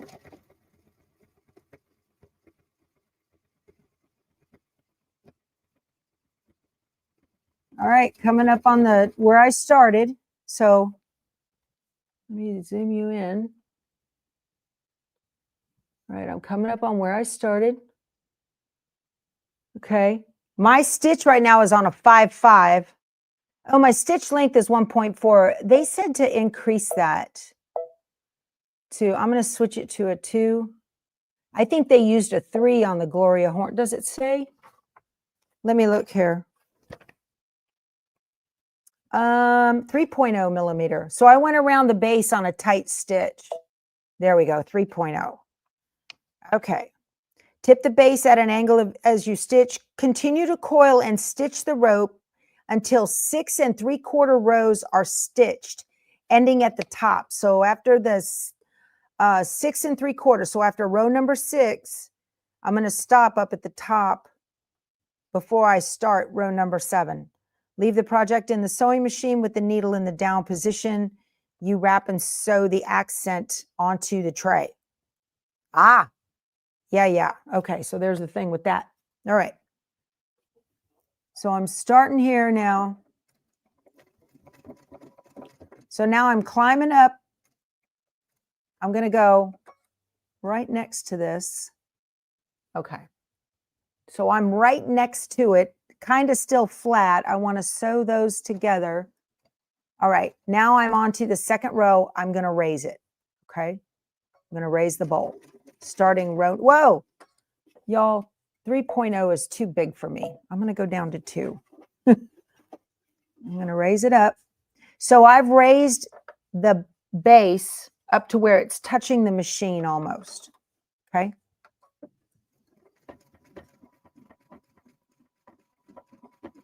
That's going to give you the bowl shape. And I'm keeping that seam right in the middle of the end foot. So you see, I even didn't have the right settings at the very beginning. Not a big deal. I'm actually glad I had that little on a smaller setting, because I had my base piece of my base fabric was too small, and I had little frays, and that covered them up and fixed it. So yeah, I did that on purpose.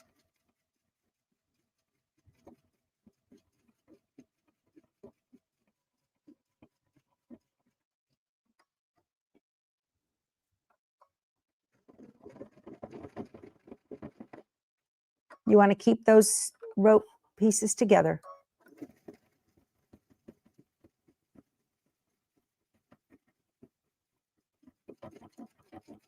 This is fun. Oh my goodness, look at this.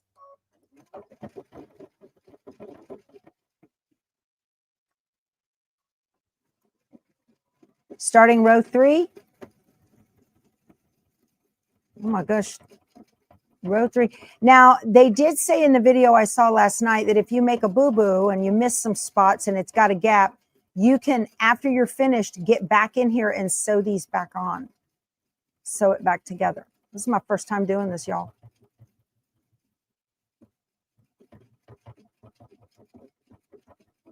Ah, how fun. Don't blink. Don't take your eyes off of it.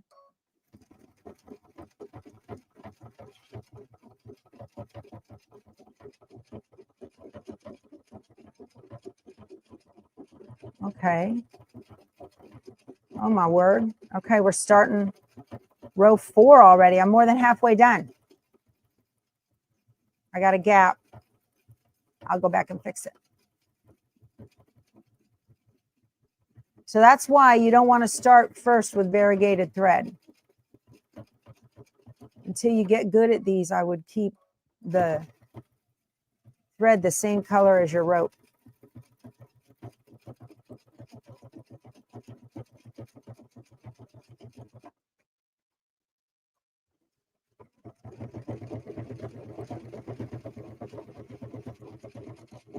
After a while, see, because I did all of that rope prep ahead of time by unraveling it, I'm not dealing with rope with an attitude.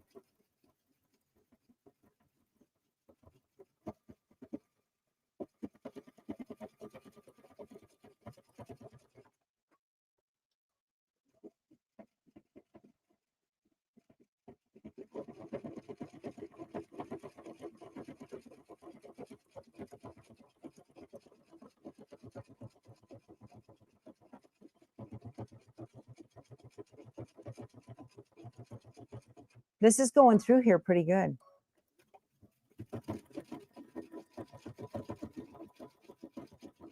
Prepping the rope and using like a yarn bowl or a binding bowl or something like that was a very, very smart decision on my part,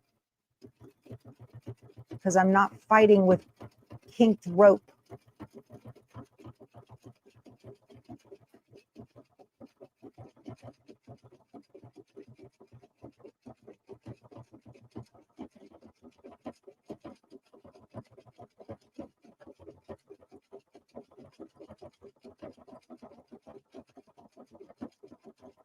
Okay, where am I at on this thing?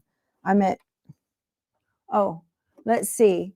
1, 2, 3, 4, 5, 6. Okay, so I'm coming up at 6 3/4 here at the top of the bow. Okay. There's the top of my project right there. Stop it in the down position, it says. Okay. Okay. Yeah, this machine is pretty quiet. So see how it's curving and being a bowl already? All right, so now I need to do this. It wants me to put a clip. I need a clip. Okay. I need to clip.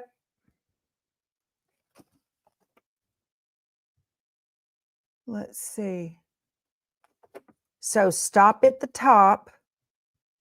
I did that. Do not stitch. Okay. And it wants me to wrap this around like this. Okay. Do not stitch. And it says to put a clip right here.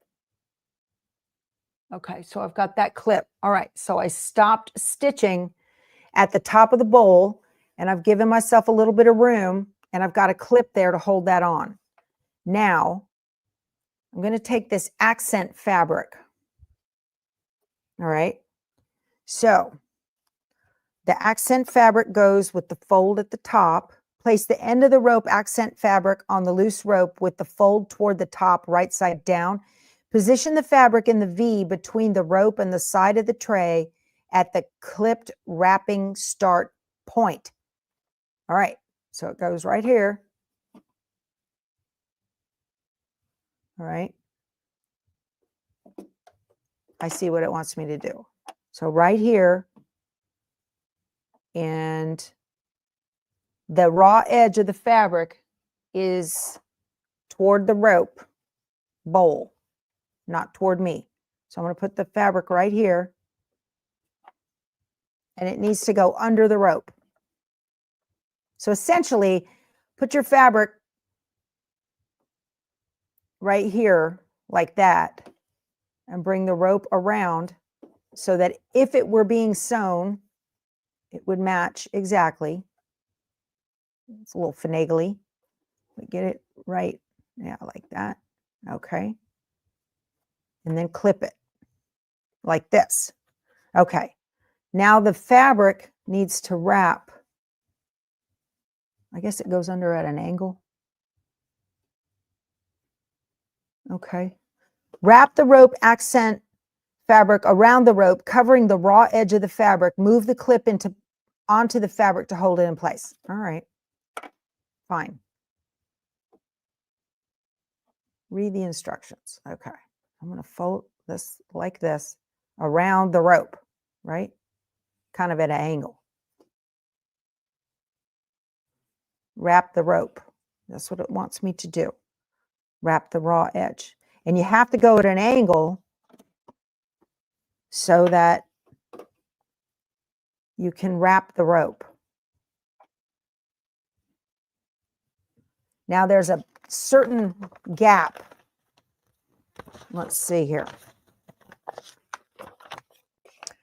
Wrap the rope accent fabric around the rope widthwise at a 30 to 45 degree angle so the folded edge overlaps the raw edge on each previously wrapped layer. As needed, clip the fabric to the rope. It may be helpful to clip the loose rope to a table or chair across from the sewing machine, or have another person hold the rope straight and taut as you wrap the rope accent fabric. All right, so I'm going to clip this right here, right? And it even shows using 2 clips. So at a 45 degree angle, I'm going to do that. That's what I'm going to do, just like that. All right, you guys, here we go. I'm doing the hard part for you here. Okay. And look what my rope has done. See this? This is what I was talking about. It needs to quit doing that. Don't make my life hard. They did not show this part on the video last night. They said, you got to come to class to see how to do the ribbon. So I'm doing it for you. Okay. So you need to take your fabric.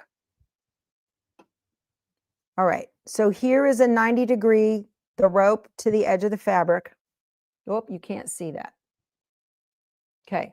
Here's a 90 degree with your rope to the edge of the fabric. Okay. I've got a 90-degree angle right there. So now I'm going to turn it so it's at a 45. So the point of the wrong way. Okay. The folded edge is at the bottom. Okay. And the raw edge is at the top. And I'm going to fold this over. And so I've got it at a 45-degree angle. And I'm going to clip this right here. And then it's going to wrap at that 45-degree. It's not scary. And now it's just going to wrap like this. Ah, I see. You got to go slow, though. That's the trick, is positioning that fabric right from the beginning. So let me do that again, okay? Let me do that again and show you. Just like when you're doing a binding strip on a quilt, hold the fabric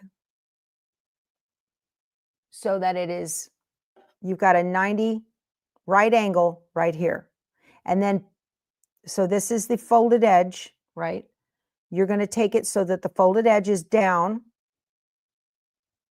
right there and hold it to a 45-degree angle like that. So now you have a little triangle up here. Fold this over.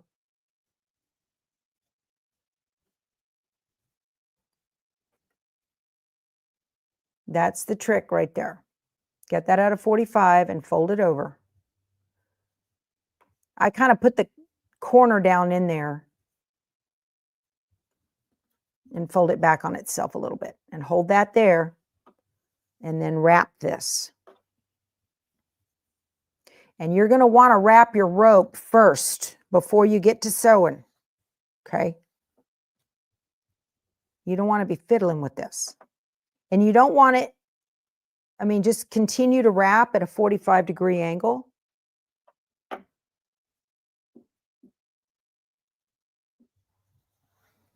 Okay.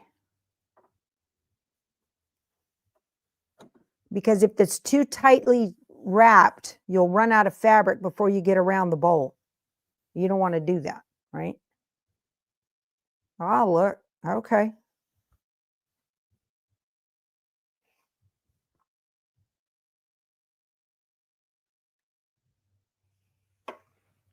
You can use a dab of glue if you want.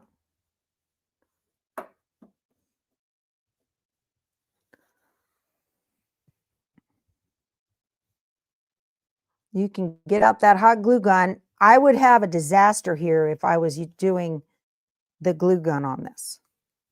So this is what it's talking about, holding the rope out straight.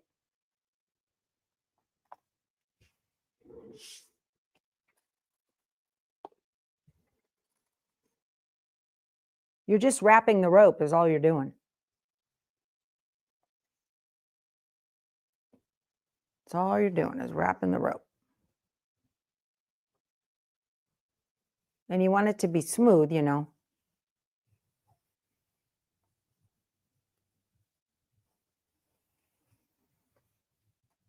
Wrap it with fabric.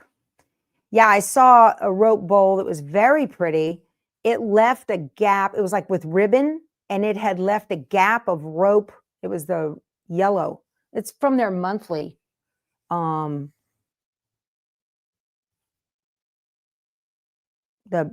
seasonal rope bowls. Kimberbell's seasonal rope bowls. Very cute.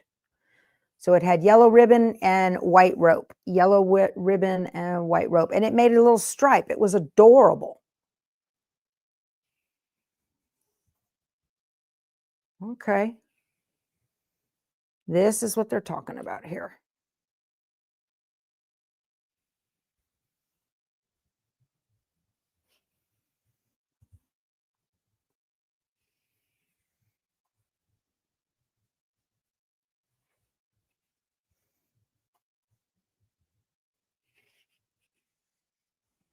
I think I've got enough. I think I do.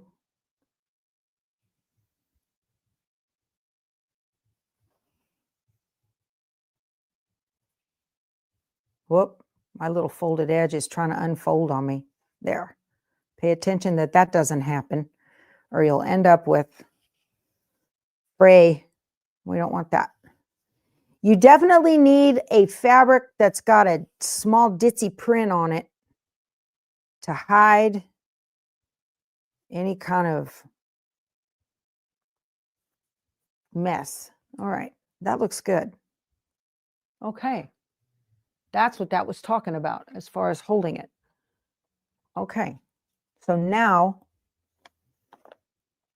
I'm going to sew around. It wants me to stop up here at the top with this. So I'm going to stitch the fabric all the way around, and I'm going to stop at the top. We're going to play the do not stitch again coming around on that corner. Okay, here we go. Y'all, my sewing area is a mess. Woo, goodness. All right, so now here we go. Come back alive.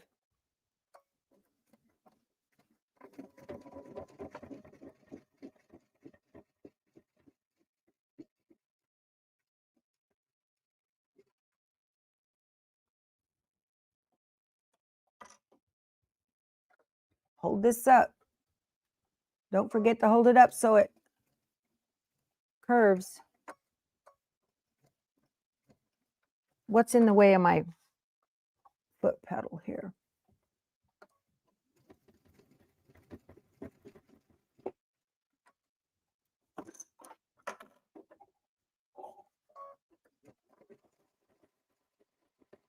We're sewing on fabric now. Okay.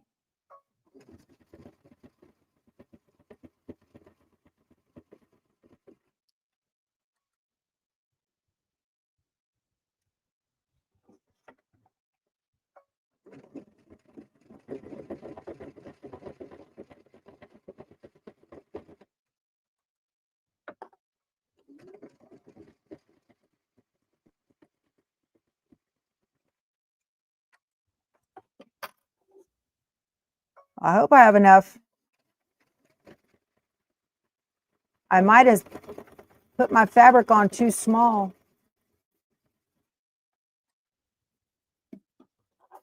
I don't have enough fabric.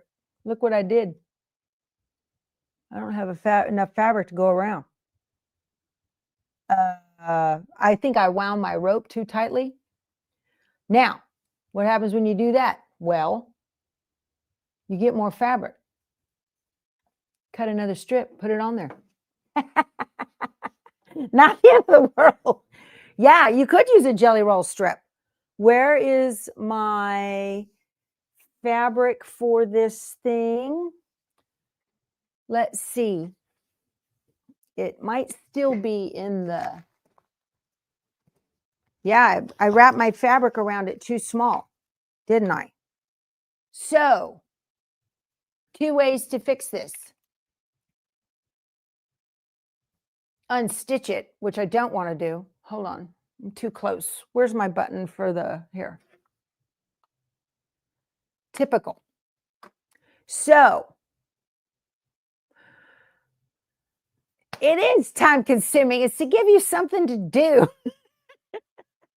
I'm looking for the rest of this fabric. I've got more of it, but I don't know where it's at. So what I'm going to do is I'm going to add to this, wrap it, and keep going.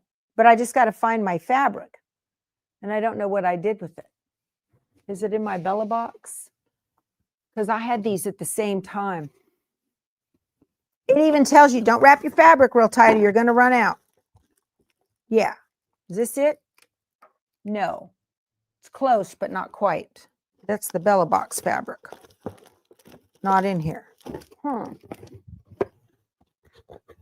Well, I don't know what I did with that. Because I cut the strip so there's enough fabric left for another strip. Is it in my scrap bin? No, not in here. So I don't know where my fabric's at. I'm going to find it and we'll finish up tomorrow. We've been on for 2 hours. You'd be taking it out. It's with the single sock. Yeah, I'm going to dig around and find my fabric, and then maybe I'll do this, finish it up on Thursday. Oh my goodness. Is it in my hoop club bag? No, I just looked. It's not in here. I know I have it. I have more. I have another strip. I just got to figure out where it went. It's around here somewhere. Maybe I put it in the blues over there in my stash. Typical. So, lesson learned. I took one for the team. I'm going to find some more fabric and add to it so I can finish this up. It is going to be pretty, but now we know, right? All right, we've been on for 2 hours. Thank you so much for joining me. Give me a thumbs up. Hey, this happens. I'm going to show you how to work around it. All right. I love you guys. Talk to you soon. Go sew something. Bye.